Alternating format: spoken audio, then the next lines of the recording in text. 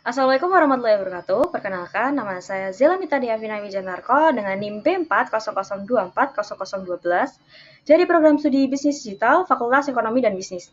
Di sini saya ingin mempresentasikan tentang tugas sebelum UTS dari mata kuliah Vintage. Latar belakang. Pada artikel pertama, pengaruh karakteristik layanan keuangan terhadap niat pengguna melalui kepuasan nasabah pada mobil vintage.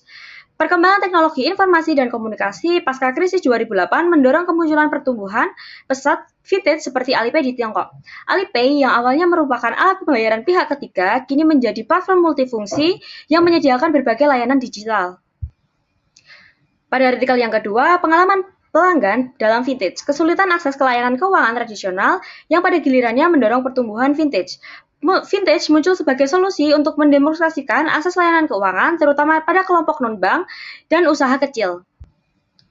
Pada artikel yang ketiga, aplikasi pembayaran vintage dalam meningkatkan layanan pelanggan.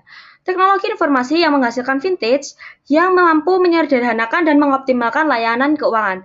Di Indonesia, sektor vintage pembayaran sangat dominan memfasilitasi transfer, deposit, dan pembayaran tagihan tanpa antrian. Lalu artikel yang keempat, pengalaman pelanggan vintage di perbankan, sebuah perspeksi oleh generasi Z dan generasi milenial. Persepsi dan pengalaman pelanggan dari generasi Z dan milenial yang dianggap lebih adaptif terhadap teknologi. Transformasi ini sangat signifikan karena teknologi telah mengurangi kebutuhan akan tenaga kerja dan dokumen dalam industri perbankan yang telah ada sejak lama.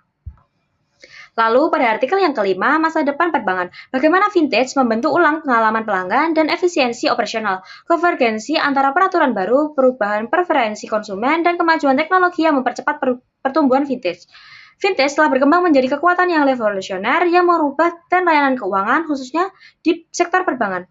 Contohnya, lebih dari 2.000 vintage muncul di India dalam beberapa tahun terakhir. Lalu ada permasalahan masing-masing artikel. Untuk artikel yang pertama, apakah karakteristik layanan keuangan mempengaruhi kepuasan pelanggan dan niat penggunaan pada platform vintage? Masalah ini muncul di tengah kemajuan teknologi yang semakin pesat, terutama dalam bidang informasi dan komunikasi, yang bisa membuat perubahan besar dalam industri keuangan khusus di negara Cina, di mana perusahaan vintage harus saling bersaing untuk mempertahankan penggunanya. Lalu, untuk artikel yang kedua, bagaimana pengalaman pelanggan terbentuk di sektor vintage dan bagaimana hal itu mempengaruhi loyalitas. Vintage berkontribusi pada demokratisasi akses layanan keuangan, terutama untuk inklusi finansial di pasar berkembang. Tetapi, perlu model untuk mengukur pengalaman pelanggan berdasarkan stimulus dari perusahaan vintage. Lalu, pada artikel yang ketiga, mengapa pengguna aplikasi pembayaran vintage masih rendah meskipun tersedia dan apa hambatannya? Masalah ini juga melibatkan pemetaan potensial versus non-potensial untuk mengidentifikasi hambatan seperti kurangnya pengetahuan tentang aplikasi dan referensi pembayaran langsung. Lalu, untuk artikel yang keempat, bagaimana vintage mengubah model bisnis perbankan dengan inovasi seperti kripto dan AI serta tantangan dalam memenuhi kebutuhan generasi muda yang lebih menuntut kemudahan dan kecepatan. Untuk inovasinya, perubahan dalam layanan perbankan. Pergeseran fokus bisnis menjadi pengalaman pengguna, keamanan data, dan efisiensi biaya. Untuk tantangannya, perbedaan karakteristik dari generasi, tantangan yang dihadapi oleh bank seperti keamanan dan kepercayaan, ekspektasi layanan yang tinggi. Lalu, untuk artikel yang kelima, tantangan adopsi vintage di tengah kemunculan lebih dari 2.000 perusahaan. Seperti kurangnya kepercayaan, ekspektasi bantuan yang tinggi dari pelanggan, resiko keamanan cyber, dan privasi data.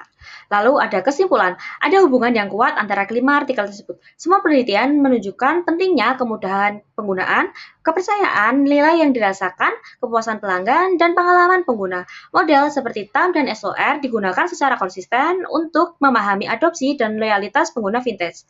Hasilnya menunjukkan bahwa kepuasan pelanggan dan pengalaman yang relevan adalah kunci utama dalam meningkatkan niat pengguna dan loyalitas. Sekian presentasi yang dapat saya sampaikan, kurang lebihnya mohon maaf. Billahi taufiq wal hidayah. Wassalamualaikum warahmatullahi wabarakatuh.